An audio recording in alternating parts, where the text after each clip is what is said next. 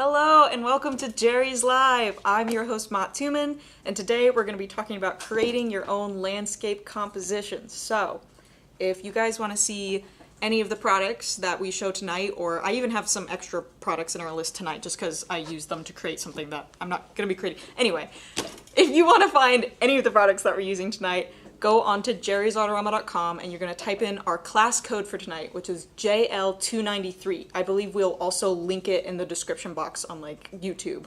So if you want to find anything, go in there, type that in the search bar, and our teacher's cart will come up with all of the stuff used here and some extra stuff too that I also used for something else. But we'll get into that.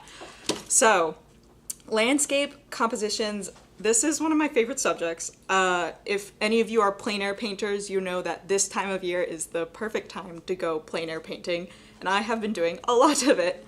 So I found a nice place. There's a lovely lake by where I live that has amazing views for plein air painting, and I ran into a little problem like a month or so ago where I found like a picture that I was like, oh, this would be great for painting. Like there's this amazing focal point that I could use and all that. But it was just an actual, if I actually look at the landscape, which if we can go to the overhead here, I have a little reference picture to see. We're getting it, if we can go to the overhead.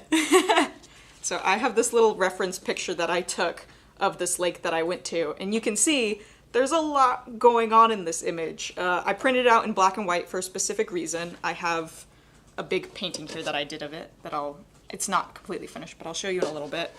But you can see how messy this looks. And I have, right here is the part that I was talking about where I was like, I love this as a focal point because it's this log that's kind of shooting out into this little creek here. And it had some gorgeous moss on it, and the very end of it was just bare raw wood. And I was like, this would look great with like a little turtle or a frog sitting on it. Like it would be a beautiful composition. But when you're out and you're plein air painting, you're walking around a lake or something like that, you're not always gonna find like the perfectly pristine composition to go straight into your sketchbook for an amazing painting. And I'll show you guys the painting I made for it, which this is in my sketchbook. I made this sketchbook myself, so I couldn't tell you what brand it is. I made it years ago out of an old diary, but this was the drawing I made, and it is a disaster. Like there's a lot going on. It's very messy. I made it very quickly because it was hot out, but I thought it didn't quite do the scene justice. So that's what we're going to be talking about in today's class, is how you can take something like this that has a lot going on, a lot of messiness, and how you can clean it up to create like a really crisp image that like brings out that perfect composition that you wanted to find when you were out plein air painting, or even just looking at a photo that you found. So I have this reference image, and I'm going to kind of walk you through the steps I took to get to this almost finalized painting here. So first thing I did was that once I had this reference image, I took it home and I printed it out in black and white. And that's important for landscape compositions because when you have, if you guys see, I think I sent Amanda my reference image that I used. She might put it in the chat, but I took it myself. So there was a lot of color in this. It was mostly green, like a really bright green. And it was basically color vomit. It was absolutely overwhelming how bright and colorful this was. And it was beautiful, but it was just not something, you couldn't focus on anything in particular, right? Like these really bright, light plants down at the bottom are drawing a lot of my attention, and they're gorgeous, like these little shapes of these leaves and stuff. And then we have a lot of light coming back here and a lot of light in our background. But we want to kind of break it up into what we like most about this drawing to really focus our attention on. And like I said, for me, that was this log that you can see barely shooting out there. So what I did is I had my initial drawing right here in this, and then I went home, I took that reference image, I broke it down into black and white just so I can look at pure value, and then I edited it so I could get a better idea of what I wanted it to look like. And this is what I came up with. So as you can see, I removed a lot of this super messy foliage, like I pushed it away, essentially. I took the background and I made it darker. It's really bright in this image here, and your midground is kind of like the darkest part of this image. And I wanted to change that around a little bit. So I made my midground one of the brightest areas of the image, and I pushed the background back because I did not want that to be the main focus of what I was doing. And I'm actually gonna start, I even did a little colored image. I'm actually gonna start doing, kind of painting this out so I can describe this a little bit better while we're painting, so you guys can actually see me painting some stuff. but really briefly I'm going to show you. This is the final painting that I've been working on, putting all of these concepts together and putting all the details in and everything. And I actually want your guys' opinion because this isn't done yet, so I can change some things. But I was wondering how you guys felt about the water here, because I decided to make this water pink. It was originally brown, because here in North Carolina we get a lot of brown, dirty water. And I'm not sure how I feel about the pink, so if you guys could let me know your opinion on it, let me know in the chat what you think. But I'm going to start here just by going into essentially a black and white thumbnail is what we're going to be creating today. So I have a DaVinci Pro panel right here. It's ultra smooth and gessoed. It's really smooth. And then I also have our Black Swan Creative Mark brushes. These are synthetic brushes, but they can be used for both. Sorry, my voice is cracking a little bit. For both acrylic and oils. And then off to the side here, I just got a white oil paint, which we're going to be using. Great white oil paint. This ultra white oil paint. It's great. And then we also have our Charvin Ivory Black oil paint right here. So I got those put out on my palette to the side here. And I'm going to be taking a little bit of solvent. And I'm just going to start by kind of solventing down my black here so I can just kind of start sketching in our image with what I wanted. So let me just get a little bit of solvent here. And this is a great time if you guys have any questions, let me know. The first question I got was, how do you decide what to make the horizon kind of vibe with that photo? So, you guys can kind of see here, my horizon line ended up being the other side of this creek bed right here. And you can see that a little bit clearer in this painting. Like my horizon ended up being kind of right there. Though when I look at this at like eye level, your eye level is probably actually right here, if you're thinking about this in terms of perspective. But the way I picked that out was kind of like, you kind of want to split your composition into a foreground, a middle ground, and a background. And for me, my background tends to be where my horizon line is, just because that's how I draw perspective. Like if you're going to draw a really upright perspective where you're looking down on something from above, then your midground might be where your horizon line is. It really depends. If you're looking like at a realistic composition like this where someone's walking around and they're seeing the landscape as you normally would, then typically your horizon line falls about where your background would be. So foreground, middle ground, background, for anyone who doesn't know, are kind of like the three planes we look at when we think about composition. So in this image, I kind of split, there's lots of different ways to split it up. In this image, I split it up based on value. So you can see my foreground ended up being this really bright patch of plants right here.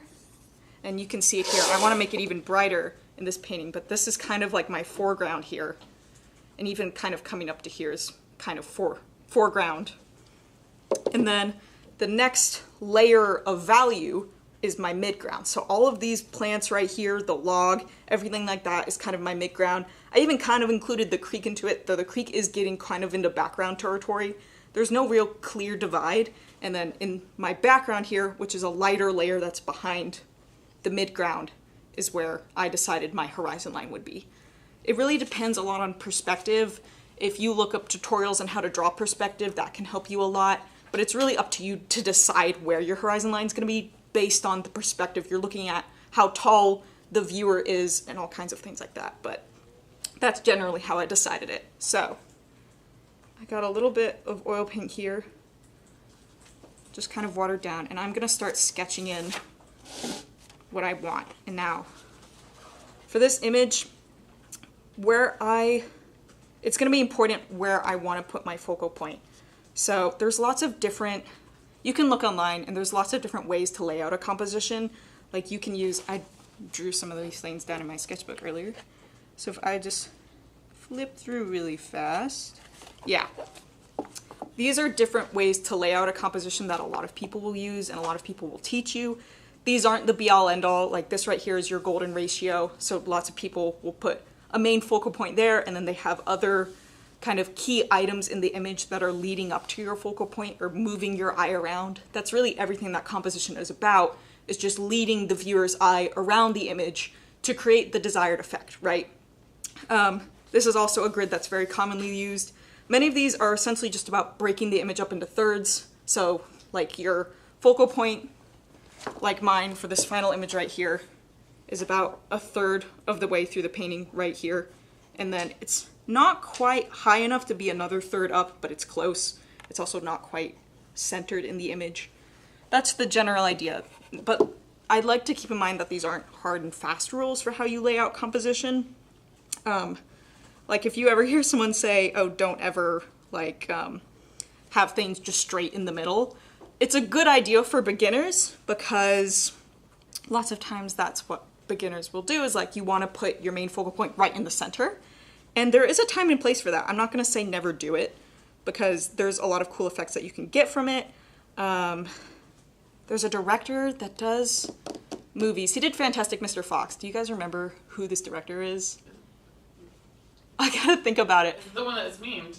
Yeah, Wes Anderson. He's, I think, very popular right now in some TikTok trends or something like that. But Wes Anderson is known in his movies for having things very symmetrical and like focal points tend to be right in the center. And there's an effect that you can definitely achieve with that. But a lot of people will teach beginners first getting into composition not to do that because that's kind of a default that people will get into. And you kind of want to think about, when you're thinking about composition, what effect you want to achieve. Because even just moving things around in an image can drastically change the mood of the image, what your eye is going to be focusing on, and it's kind of about storytelling. You know, what story do you want to tell with this image based on how you compose it? And that's kind of one of the great things that we can do as painters, is look at an image and decide, like even a simple landscape like this, what kind of story we want to tell, right? I wanted to emphasize a little bit more like the almost fairy-like elements of the scene, which is part of the reason why I chose pink for the water. And I wanted to give a little more room to this log that was sticking out because it just seemed so perfect in like a fairy tale setting for like a frog or something to be sitting on the edge of this log, right? And so that's something you got to think about, is like, what mood do you want to evoke? So like if you could have a really tall character or something like that looming over a smaller character in an image. And that's something that you got to think very carefully about composition when you want to do that. Like, how can you make that character look big? And part of that is thinking about perspective and how you want to manipulate the perspective in the image, which is something I will not get into. And another part of that is composition. You know, where is this giant located? Is he not even entirely in your composition, right? Is like his head outside of the composition because of how large he is. And those are kind of tricks and ways you can do to tell your story a little more effectively. So I'm just sketching this out. I want to make sure the log is my focal point, so I'm going to draw it in first. And I'm kind of following that by thirds rule, because that's kind of how it was when I was drawing it, and I liked that, so I decided to keep it as it was. And when you're out plein air painting, it's kind of like, we can draw everything exactly as it looks, and that's a wonderful skill to have. But if you want to get more into composition and storytelling, you have to think about, what do I want to leave in the image that I like, and what do I want to take out? What do I want to emphasize, and what do I want to de-emphasize? And that's where, I like composition. So I really liked these kind of branches that were shooting up here. And I like these ones going off this way too, but some of these ones in the middle, they're obscuring my log, and I also feel like they weren't working as well for like a frame, to frame the log, because that's essentially what I want to do. I want to draw as much attention to my focal point as possible. So what I decided to do in this oil painting here is I started painting in these tree branches, these vines essentially, that are coming in this way because it kind of pulls your eye. And then I have these other branches here. They're mostly going this way, and then at the very top I have them coming back around, so it's almost like I'm circling that focal point and really hammering it in that I want that to be the main focus. And so, but you can have multiple focal points in an image, which I'm going to get to in a second, and how you can kind of, the hierarchy of how you can choose what you want your other focal points to be. So I'm just going to keep picking up more of this black, kind of placing it in. I also love here the absolute gorgeous leaves that were in this. It's like around this lake where I live, there's so many areas that's just like covered in leaves. It's like just fields of like low-lying plant life and everything, and it's so pretty. I love it. I just want to run through it, but I know it would be really uncomfortable and probably not great for the wildlife. But I daydream about it. Which is why like this kind of landscape image really evokes that fantastical sense for me that you can see even just in nature without anything really fantastical even being there. Okay, so I got kind of my log sketched in here. We're going kind of like for a third, and then I kind of have it centered. If I think about why I want it centered in the middle of this plane, I think I just like the fact, like, if you have really heavy objects, you tend to want them sitting lower in your composition because that's going to kind of help that feeling that they're heavy. And this log is something big and it's heavy, so I think I wanted it to sit further down, even though I could have put it a little bit further up in this image. So I started sketching in my midground here, but one thing that I started hinting at here and that I actually didn't even touch it on in my black and white sketch is these gorgeous plants in the foreground. I kind of almost didn't even paint them here. I left them out of the composition, but now that I'm going back through it again, I want to include them just because of how pretty they are. Like the silhouette of these plants. So good. So I think I'm just gonna try a hint at them here and paint around them. I have white paint here so I can go back in and kind of add highlights and mix like a gray tone, because while like this is more of a, I'm painting with this black so lightly that it's more of like a neutral tone, but I'm gonna want to go back in and emphasize what my brightest brights and my darkest darks are, because right now we just want to focus on where we want things to be in the image, and then we're gonna get into values. And after we get into values, then we can translate that into what we want our colors to be, how dark we want our colors to be, and that's how you can start really emphasizing certain things in this image. Because right now, like, this is the thing that I think we're most attracted to in this image in terms of like contrast, and that's the thing that I'm like, I want that to be interesting, but I don't want it to take up the whole image. So I'm gonna start painting in some more of these kind of framing pieces that are coming through here. So I'm gonna hint at some branches coming this way. Just kind of drawing them down. I'm going to talk a little bit here about, we're already getting into like thinking about what I want my secondary focal point to be. So primary focal point, I love the log was great. What did I want my second focal point to be? And that actually took me a little bit of thought, because there could have been a lot of things that I could have emphasized in this image, because there's just a lot going on. But I think what I wanted most was someone to look at this landscape and not feel glued to the midground. I kind of wanted to leave them back and suggest more. So like, it's almost like we're going on a little adventure together, right? Leading you back through the landscape image.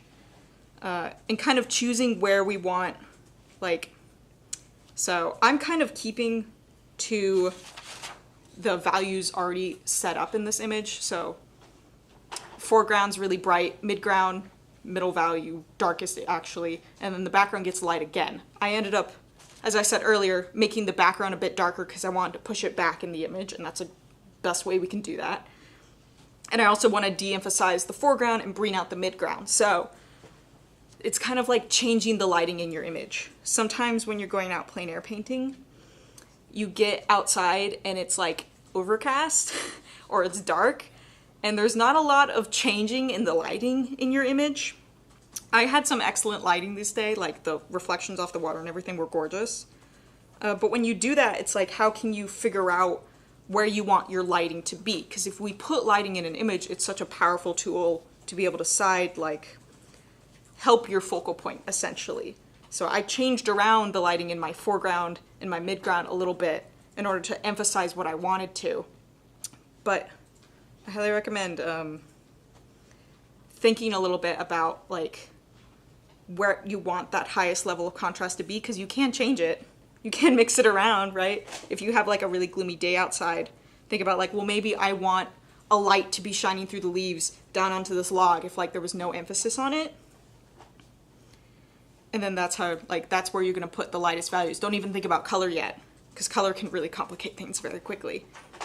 But I decided my secondary focal point was gonna be this area back here, which I kept as one of the other lightest pieces in my image. And you guys can kind of see it here. It's very faint. Again, I was here in person, so I have a little better idea of what this environment looks like than you guys just looking at this reference image. But you can see this creek is kind of winding back into this area back here. And I decided, you know, that would be super interesting for an image, because it's kind of like I'm guiding you back and you wonder like, oh, what's back there? Or at least I do. So that's what I decided I wanted my secondary focal point to be, even though you can't really even see it very well in this image, which is why I decided to keep that the lightest. And I also decided to play with this compositional trick that we can use called atmospheric perspective, which is really fun. And what atmospheric perspective is essentially like if any of you have ever driven through the mountains before and you look at mountains in the far distance, or some of you dealing with the smog right now on the East Coast, you look at buildings in the distance and they all look a lot fainter, and they might even have more of a bluish tint to them because like the atmosphere is thicker and that atmosphere is affecting the color of what you're looking at. So I'm going in right here and I'm adding some dark foliage right where my secondary focal point is, because something you can use to emphasize your focal points a lot is contrast, high contrast where you want them to be. But as I was saying, I ended up using a little bit of atmospheric perspective in this because, as you can see, this side of the creek bed is really close to this side. It's maybe only a few feet apart, but I kind of wanted to push it back even further. So besides just darkening it, instead of having all this light coming through, making it a darker value, I also decided when I finally got into the color stage to make it a lot bluer than it actually was in my original image. So I'm kind of emphasizing a little bit more that it's farther away and the atmosphere is pushing it back in space, which is why I made that really bright part of the sky blue here, even though it wasn't when I was actually there in person. And you guys can even see that too, because I took my black and white image. I've painted this so many times. I took my black and white image and I started playing around with different color ideas, but I hadn't put that blue in yet in this image. I just kept it like the bright green that it was before I decided that I wanted to push it back even further, de-emphasize it more, and add more like blue values to it. So, I know I'm talking a lot here. I'm not painting as much, so I'm going to try to throw in some more details in here for you guys.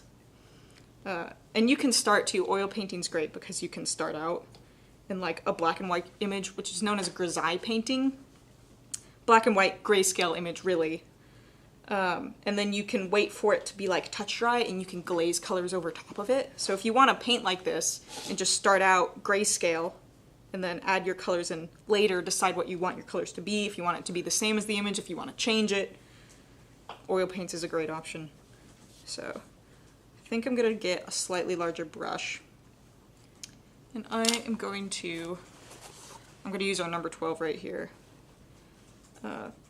Start throwing in large areas of value, because I hinted at small details that I want to emphasize, but now I want to make sure I get a clear idea of where I want my value to be. So some of the darker parts of this image I want are the frames that kind of come around the side.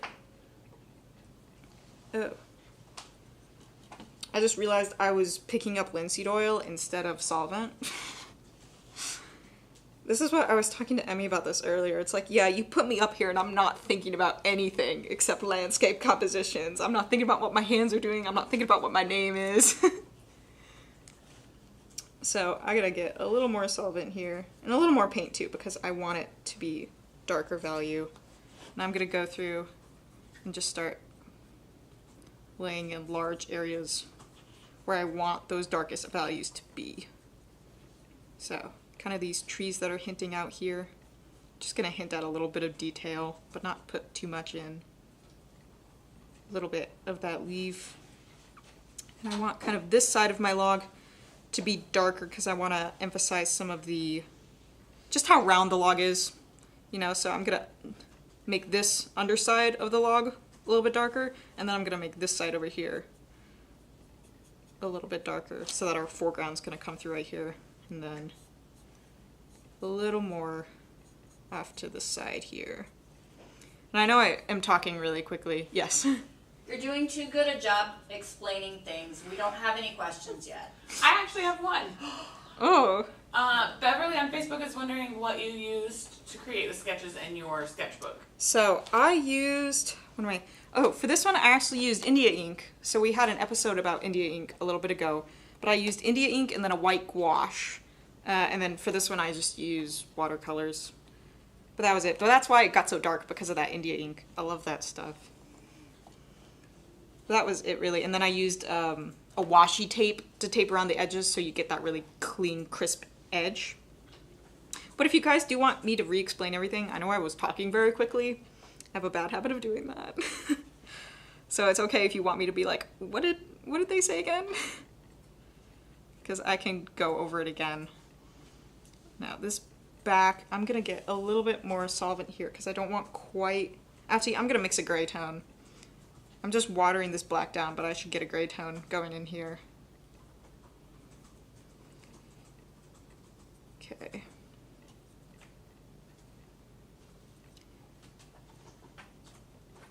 Let's see here. It's not quite dark enough for what I want. Can you guys, yeah, you can see what I'm mixing. Okay, cool. I was like, is this on the frame even? Okay, got a little bit more of a gray tone here, so I'm gonna start hinting at that. Maybe that's even too dark. Can you tell me what sketchbook you're using? So like I said earlier, I actually made this myself. We might be having a show on making your own sketchbook sometime in the future. But, sorry. But this was a diary that I got as a really little kid. I don't remember where it was from, and I tore out the pages and put in some mixed media paper. So that was it. If you guys do want to see an episode on bookbinding, please say so in the chat, because we've been like ruminating about it for a while. We'll probably do it with the New York Central watercolor paper, which is excellent watercolor paper for your own sketchbook. So if you want to see us do that, please let me know, because I do love bookbinding and I like to make all my own sketchbooks. I find it helps a lot for anyone who's like has new sketchbook syndrome, I think people refer to it as, where you get too nervous to put anything in the sketchbook because it's so perfect. I think bookbinding your own really helps with that, because you kind of already know that there's stuff wrong with it from when you made it, so you don't feel as precious about it. At least I have found that. Maybe you would feel even more precious about it. Okay, a little bit more of this gray tone in here, and I'm gonna try to make sure I leave out areas for highlights. So like right in here is where I want my other brightest part to be. And I'm gonna have to go back through and make these areas even darker because my gray tone's already kind of overpowering them. Okay.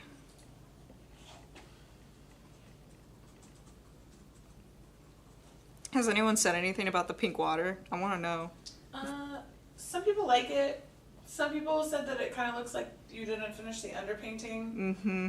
And then one person said it kind of looked like a sandbar on Facebook.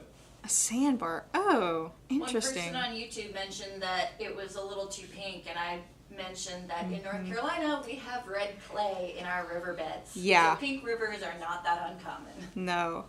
I was really wondering, because I was kind of like, do I like it? I don't know. Because I even showed it to my friend who loves pink. And she was like, why is it pink? I was like, I thought you'd like it, I don't know. Okay. I think I'm gonna maybe make this gray even lighter, because I want to put in a little bit of my midground leading into my foreground here. Just kind of dabbing at some of these leaves. Something to know about landscape painting, especially when you're doing something as complex as this absolutely insane image. There's a lot of leaves here. There's a lot of vines here. You can, if you want, draw every single thing. I would really recommend that you don't. It might drive you a little crazy. But there's lots of different ways that you can hint at details without drawing every single detail that you see. And one of the ways to do that with leaves is do kind of what I'm doing. I like to use a flat brush. You can also use a round brush for this, or really any shape of brush, but I just like to kind of rock it back and forth a little bit. Dab it through, get a little bit of texture, but I'm not going to paint every single individual leaf. And even when I painted this here, I was kind of hinting at broad shapes, you know, putting little dabs of darker color over top of this, but I wasn't going through and painting every individual thing. And that's where it's like, if I want to emphasize these brighter leaves in the foreground, I can do that. I can like go through and depict these exactly really crisp leaves in the foreground and then leave the details behind them a little more vague. And that can also help you kind of lead the viewer around, which is exactly what I'm going to be doing in my focal point here. Because one of the best ways to like lead your viewers to a focal point is to make that area have the most detail in the image, right? And kind of keep the other areas secondary amount of detail or tertiary amount of detail. So I will go back, I mean, you guys can already see here, this already has the most detail in my image. And Like, it doesn't have the most contrast right now. I have been, while I was painting this, taking my image, taking a picture of it, my phone, and then taking off all the saturation, turning it into black and white, so I could see if my colors were lining up with the values that I wanted. Really helpful. I really recommend you do that, even if you're outside and you're looking at an image and you're getting confused about the values because there's so much color and light and everything. Yeah, just take a picture on your phone, turn it into black and white. It's so helpful. But we're just gonna keep hinting here. Maybe I will try to kind of carve out some of those more really fine leaves and plants that are in the foreground here. Get some of that biodiversity. Kind of hint at leaves. I'm using a really large brush for this, but I like to use a large brush in the beginning because I don't want to muddy myself down in the details too fast, which I have a tendency to do. So it's kind of like, it's preventing me from doing that and making me think more about the larger shapes that are happening. So we're getting a little bit into the water here, but the water kind of has some nice reflections that I think I'm just going to hint at there. And this side of the riverbank kind of has, like, it's reflecting the plants on that side, so I'm also going to hint at that a little bit. I'm actually going to go through here, like I have my darkest value, my second darkest value, and I'm going to create an even lighter gray tone that I'm going to use as one of my lightest tones that's going to dominate most of this image and reserve my lightest lights for my focal points so that they really pop in the image. Or like your highlights, you know, you want to save your brightest whites for those and have everything else be, you know, they can be slightly different. So I have slightly lighter, and I'm going to go through, I'm going to start hinting at the curve on this a little bit. I want to keep this area kind of like the highest contrast in the image. And then I believe I actually kept what I ended up doing. You guys can kind of see it here, and you can kind of see it better in this image.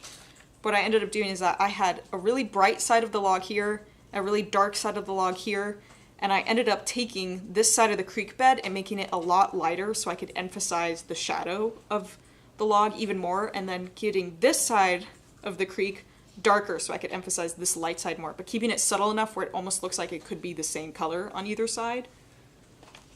So I'm going to try to do that here. So I think this will work for like my lighter color on this side. And then I'll have this side of it be slightly darker. So I'm going to have to create even more values of paint here. It's a lot easier when you're starting out to only have like a few values of paint that you're using. Yes. Marianne on Facebook was wondering if you had any tips about the best way personally for you that you learned about values and like how to see them more easily. Yeah, definitely turning your image into black and white on your camera helps a lot. It's really hard at first when you're first doing it. I mean, even you guys can see in my sketchbook here, I had no idea what was going on with the values when I painted this. It is an absolute mess. And then when I turned it into black and white and thought a little bit more about like what I wanted to emphasize and what I wanted to change, that's when I really started thinking about value. So, you can think like if you have a lot of reds and like certain colors tend to be inherently closer to certain values, like yellows tend to be a really light value. Greens and reds tend to fall right around the mid-tone value. I think that's also linked to like why colorblind people get them confused so much, is that if you take a lot of green tones and a lot of traditional red tones, obviously they can all be different values, and you turn them into black and white, they're very similar.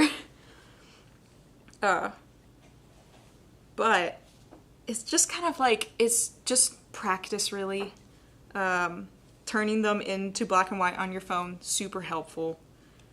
If you can't do that, you don't have access to a phone, try squinting your eyes. Squinting your eyes will help you a lot, just see like the general values. So if you're out and about and you're looking at an image and you squint your eyes really tight and you try to see, it'll help a lot more pick out like, oh, what large shapes am I seeing here that are the darkest, that are the lightest? And it'll help you see better the foreground, middle, and background, because when your eyes get really squinty like that, you're less likely to see the colors essentially. Your eyes are less likely to pick up on certain colors, but they're still really likely to see values. So that's another tip that you can try out when you're out there. It looks a little funny if people are around. It can be a little nerve-wracking when you're out and about and you're painting and people are walking by. That's like why I like to go hike out on a trail and do it, because there's less people out there. And people will approach you and they'll ask questions. And it always makes me nervous, even though I teach a live show about painting. I'm like, why are you talking to me? Not that I'm like upset that they're talking to me, but it's just scary when you have to like show people your in progress painting like this. Several people walked up to me while I was painting this and I was like, don't look at it. I don't even know what's going on. And they're like, oh, what do you do for a living? Oh, I'm a professional. Oh, are you? Yeah. I know. Ginger was wondering what your preferred plein air setup is. Like what mediums? So I will always be a watercolor lover. I adore watercolor paints, and I normally take out a sketchbook. I don't normally do finished plein air pieces, if that makes sense. Like, you can go out with a panel and create a really nice finished piece. I tend to leave it for sketching, because what I like to do is I like to go out and do plein air painting and kind of get inspiration for finished pieces, but not make them a finished piece. Like, I wouldn't typically do something like this, where I'm taking the composition and then creating a finished piece. Well, actually, I might do something like that, because I changed it so much. But I wouldn't, like, go out and see something and then not change it a lot and make that into my finished piece. So when I'm going out and plein air painting, I just like to sketch and like to paint. I like to put paint down on paper. So I use watercolors. What I like to do is I actually take, if your palette comes with like a white watercolor, I like to take it out and replace it with a gouache, like a white gouache, because that's kind of essentially what a white watercolor is, because it's opaque enough to be, you know, a white watercolor. And I'll kind of switch between watercolor and gouache. And I think I even have a white acrylic pen that I used to add highlights in, like I did. Wait, let me see. Oh yeah, it was raining when I did this. And I went with that white acrylic paint and I added in some like raindrops that were coming down. It was really nice. I was undercover, I wasn't painting this in the rain. And then I actually have like a little sketchbook easel that I kind of use. But yeah, that's it really. I just kind of take it out. I don't really use a traditional easel so much. I'll balance things on my sketchbook, and I have kind of a sling shoulder bag that I'll kind of tuck things in when I'm not using them. And that's it really. Yeah, most of the plein air painting I do is just sketching. Oh, I need a rag here. I was gonna go back in and I was gonna get a slightly darker, yes, darker value to put in behind this log so I can emphasize the highlight when I put that in, because I haven't even really put a lot of contrast into that log yet. So I'm just gonna wipe this off real quick, and then I'm gonna get slightly darker but not too dissimilar. So I'm just gonna mix those together a little bit. And then how do you decide where to add accent colors or like embellishment and interest? So really, I do it around my focal points, whatever you want your focal points to be. It's ultimately up to you. So obviously there's a lot of realist painters out there that will create essentially every single detail in the image. Like, there's a million details in this image, the whole thing looks vastly realistic, but they're still using certain techniques to emphasize their focal point. So there's lots of techniques you can use if you don't want to use details specifically to emphasize your focal points. But generally that's what I do, and that's what they teach a lot of beginners that are new to it, is to, like, if you want this area to stand out the most, you add in the like brightest highlights, the most intricate details into those areas. Other ways you can do it, you can use texture. Texture is a great way to emphasize focal points. So if you have a slightly different texture on this area of the log and back here than the rest of the image, that could really emphasize them. And color, hue, essentially, instead of value. If all of this, I mean, it would be really interesting if you had one painting that was all the same value, but just different hues. But you can do that, you know, you can have a fully black and white image that's very similar in value, and then have one area that's like a very bright, vibrant color, very saturated color that may also be the same value. And that's another way you can emphasize focal point. There's lots of different ways to do it. But yeah, when I'm looking at thinking about detail, that's what I tend to do, is just only put it where I want those people to really focus their eyes. Because if I could put detail in everything, I would, but I'm not patient enough. Okay, so I have these light colors going down, and I want to create an even lighter color, probably almost a pure white. I think I want to clean my brush off and get like a pure white going, because we're going to start putting those highlights in. You can kind of see our painting coming together. Highly recommend when you're out and about plein air painting, you do a lot of thumbnails.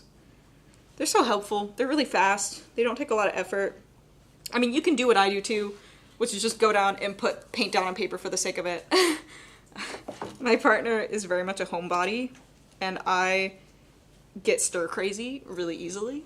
So now that it's warm out, I just go out of the house and just put paint on paper. It makes me feel like I'm doing something, but I'm just getting out of the house. You know, you could say it's practicing and all kinds of things like that, but sometimes it's just to have something to do. It's not really to do anything in particular. Okay, gonna get like, I think pure white here. I'm gonna take a tiny bit of solvent because I don't just want to get straight paint yet. And I'm gonna start building up a bit of a highlight on the edge of this. Or, actually, I am gonna get straight paint. It's not as vibrant as I want it to be. I only just started that, but I could already tell. You guys can't see it quite as well as I can staring down at this thing. And I could even leave kind of the background to be my highlight, which might be what I end up doing instead of going through with paint. But honestly, I like putting white in the highlights. I know I say I'm a watercolorist, and for watercolorists you want to leave the white of the background, but when I'm doing oil paints, I like, you know, that thick paint to kind of cover the whole image. I don't really like to have the panel coming through in my oil paintings. So I'm going to take white anyway, and I'm going to come through and emphasize this back here. You know, I'm not trying to put a ton of detail into this. We're just getting down ideas of what our values are going to be. I'm going to put a little bit more of a highlight here, and I think I'm going to want to go back through and darken up our creek bed here, because you guys can see it's kind of all blending together a little bit too much. But we're kind of getting already a bit of a composition that you can focus on. Like, I think this is drawing my eye back a lot just because of how much contrast there is right here, which is nice. But you can get interesting compositions even without having concrete ideas, right? And that's what a lot of abstract painters do, is they can have some absolutely gorgeous compositions without having any kind of, what's the word? I'm saying concrete, but I mean there's abstract and then there's representational. Representational was the word I was going for. When you have specific lanes like an apple or a person's face or something like that, that's more representational, whereas just like vague lines and gestures and shapes tend to be more abstract. So I'm going to hint at my really bright foreground here. And also hint at this one plant that I started detailing. I'm not really putting as much detail into this as I hoped I would be when I started this show, but that's okay. And I'm even gonna start hinting at some of these plants that were coming up from the foreground here. Again, whenever you're thumbnailing, like, this kind of has turned more into a thumbnail than a completed piece, but whenever you're thumbnailing, it's not always about detail. Like, you can put in your favorite details in the painting that you want to make sure you're going to include. But sometimes you just want to get the shapes down and keep it more abstract. Okay, so what I want to do, I want to make this log darker, put even more contrast on it. Okay, so I should probably clean that. I'm so bad with cleaning my oil painting brushes. It's like watercolor, you just gotta rinse it around in the water, dab it off a bit. Okay, gonna take almost straight black here because I want a ton of contrast. And I'm gonna start hinting at the shadows on like the underbelly of this log. And kind of like at the texture of the log too. It has a really, this log's texture has been super interesting. And something about this image that you guys can probably tell is that you can't see what the end of the log looks like. And I couldn't get a good image of it walking around there. So I have had several different iterations of what this looks like. I've been kind of making it up because I want that detail to be present, and something to know, like, even like the best realist painters out there, they're not necessarily looking at an image and copying it directly, because there's sometimes like details that you have to change or add. Like, I remember when I was in high school one time, I painted my brother.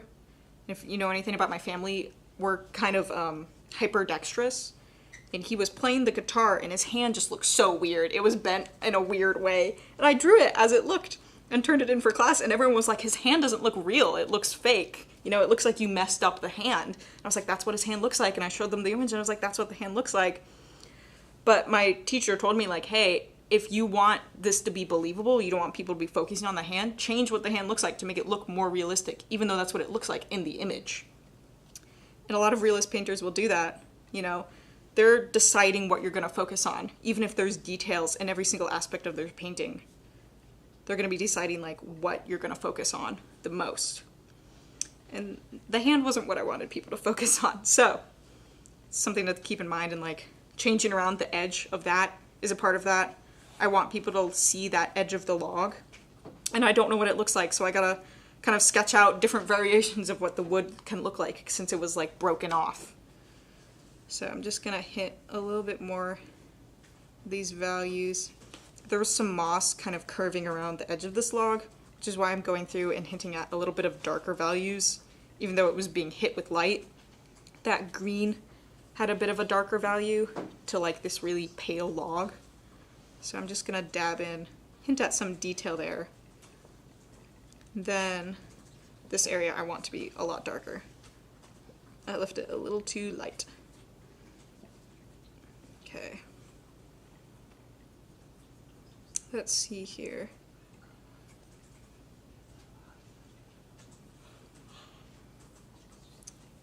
How much have you guys, like, thought about composition before when you're drawing? Do you guys really like composition? Or is it something, like, it's kind of frustrating? Another thing to think about, and it can get very complicated very quickly. But let me know how you guys feel about it. I hope I maybe made it a little less scary, but maybe I just made it more scary because I'm kind of info dumping a little bit. I liked this plant that was kind of coming out here, so I'm just going to sketch that in a little bit. And this one here, that's kind of, yeah, I like that. Okay, and then I want to make this area a little heavier, a little darker, to kind of really lead your eye up into this high contrast area that I want right there. So large shapes leading into really small fine details is one way that you can kind of guide your eye around. And then I'm gonna go back here and I'm gonna make this area a lot darker because I wanted that to be one of the darkest areas of the image. Something I do, which not everyone does, is that I will have a lot of areas of an image that are the darkest value they can be, but I only reserve the highlights for the most contrast area. You can also reserve your darkest darks for the most high contrast area and maybe not reserve the highlights. There's other ways to do it than like I'm doing right here. I really like high contrast images. Like, if any of you guys have heard of, I highly recommend you Google chiaroscuro, which Spell that. I think it's Chiaroscuro.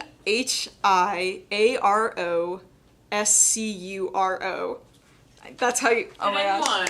My third grade teacher would be so proud of me right now. I was such a bad speller. Chiaroscuro, which is essentially just paintings with high contrast. But that's the kind of stuff that I just drool over. It's just, they're so moody.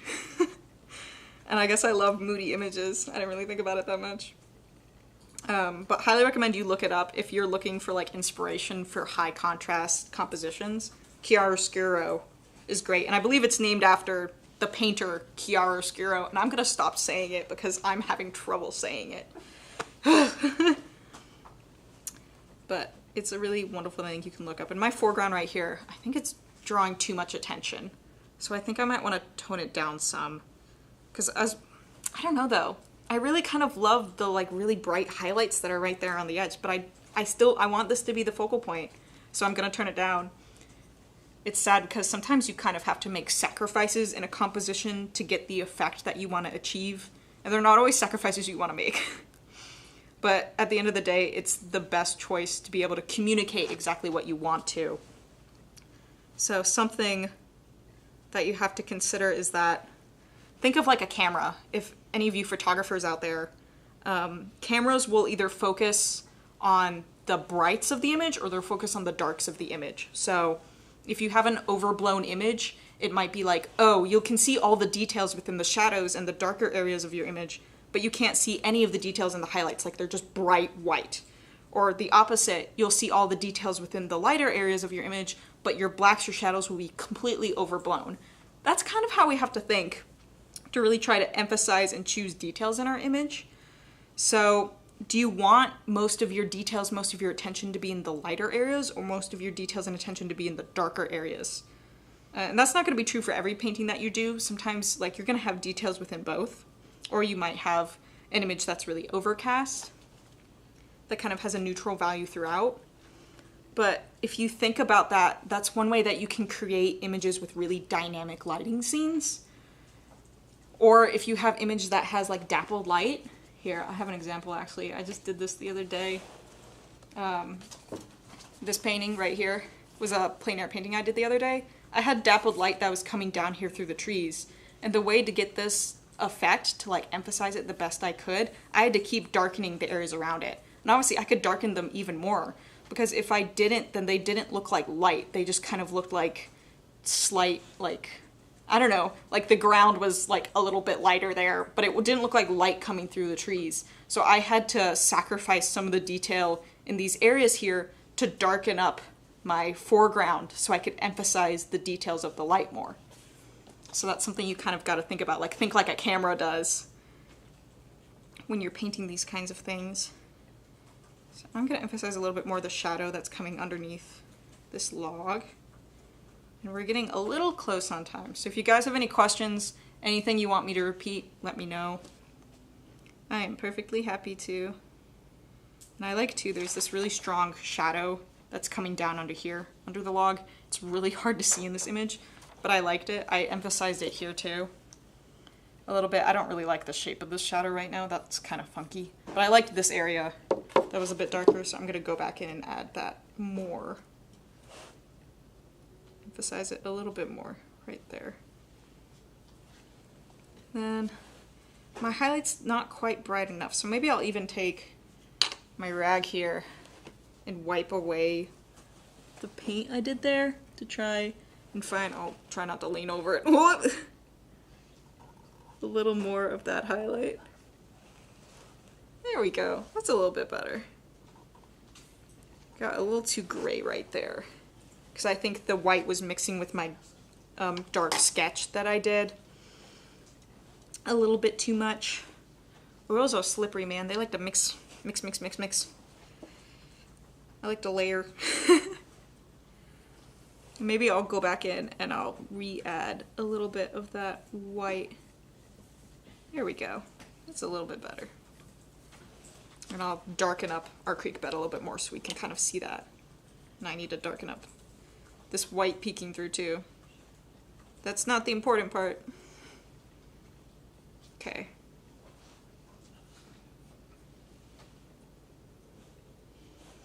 Okay, just covering up some of that white that's peeking through. Even that, I have to more... It's kind of like a wrestling match right here of just going, I need to make this area darker, I need to make this area lighter, and just going back and forth until we get more of a clear composition.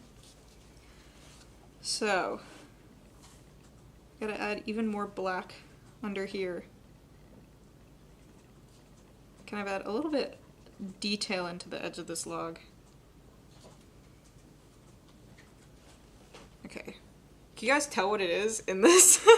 Like, you can, because I've shown you so many different, like, photos and different iterations of it. But it's vague, it's abstract, it's, like, full of just large shapes of color. But that's kind of what you want. You don't want to bog yourself down in details too early, or in, like, complex colors too early. So it's important to think about, like, just value. Susan was wondering if you usually start out with the whole painting vague and then work your way into details, or if you like will start with details and then move. So it kind of depends, but generally I work like more vague into more tight details, just so I don't bog myself down too early. Sometimes if there are specific details that I really want to emphasize, I will put those in first and then kind of build everything around it and kind of build more vague details around it. But it really kind of depends on what you're painting and what you want to emphasize. If there are details that are super important to you that you want to make sure get in the image, or that you want to be the focal point of the image, then go ahead and put those in first. There's nothing wrong with that. It depends on like the best way that you want to work. And see, I made that dark again. It mixed again. I'm not going to fight it anymore though. I can go back in and wipe that out, but I got to focus on other parts of this painting. So I'm going to come back in and I'm going to darken this area of the creek bed so I can try to make that look lighter. Because that's something else you can think about, is how colors and how values look relative to each other. I mean, that's one of the reasons that I made this creek bed lighter on this side and darker on the other, so I could emphasize the contrast in my log even more. And that's just about them kind of being relative. I could have chosen a more mid-tone value for this, but I wouldn't have made my log pop quite as much. That's what I really want to get out of it. So let's see. I think I might even want to, like, this is my secondary focal point right here, but I might even want to add some slightly darker colors around it, because I still don't want it to take away the show from my log here, and I think right now it is. You really want to look over here and right here, but not quite there. But that's a part of, like, when I go in to put details, I will put more details here. I don't think we have time for that, unfortunately, but you get the idea. Okay, white. Come on, shine down on my log. Oh, okay. A little bit better. Something else I added in here that you guys can see in my sketches were these beams of light. That was not in the original painting whatsoever. I even put them in here. But I did this because I felt like it's kind of like, you know, I'm drawing lines towards my focal point. And even like this secondary focal point here was even kind of pointing towards this, all coming down this way, so that you get this kind of parallel, perpendicular line hitting it that kind of stops your eye. So maybe I'll even hint at those coming down a little bit. And they're just lines right now, but I probably want to fan them out a little bit. Oh, there we go. Kind of dry brush them in. It's literally like pointing you in the direction of my focal point, like go down here. But it's like those kinds of streams of light and everything. If you guys, anyone who's super into landscape painting, if you check out the Hudson River Valley School, I believe is what it's called. It is a school of landscape painters from like the mid to late 1800s, I believe. And they play with light so well. Like that's one of the big things they were known for, is how they manipulated light within a landscape. Because a lot of them were plein air painters, and they went out there and they're like, oh, we want this beam of light to be coming down on this beautiful river. And it's not going to be there. You're out there and the light's changing. And so many things change. Like when you're plein air painting, to get consistent lighting, you might only get consistent lighting for a few minutes. You might only get it for an hour. It changes very quickly. So you got to learn how to kind of like manipulate the lighting to do what you want it to do, rather than what the like landscape is forcing you to do. Okay. See, I keep muddying my colors there. I'm going to hold this up for you guys to see, because this is, I think, what our final image is going to be like. And I'm going to compare it to this image here. Right? That's kind of what we're going towards. You guys can see in our reference. I'll put up like the 6 versions of this painting that I've now done here, because I've done so many. But that is going to be our show tonight. Are there any last questions? No? Cool. Okay, so this has been JL293, Creating Your Own Landscape Compositions. Again, if you want to check out any of the materials I used tonight, I even included the materials that I used for this painting. If you want to check those out, you can go to our teacher's cart, just type in JL293 into the search bar on JerrysArtarama.com, and it'll automatically pop up, and I believe it's also linked in the bio, unlike YouTube. So it's easy to find. Next week, it's also going to be a me show, and we're going to be doing making your own watercolor paints. So if you guys checked out JL292, which was Emmy's show, she did a whole show on making your own oil colors. If you want to learn how to make your own watercolor paints, we're going to be doing that next week. It's going to be a lot of fun. Love watercolors. And yeah, thank you guys so much for coming tonight. I hope you learned some cool things about composition. I hope it wasn't too bogged down with information. But yeah, thank you guys so much. Bye!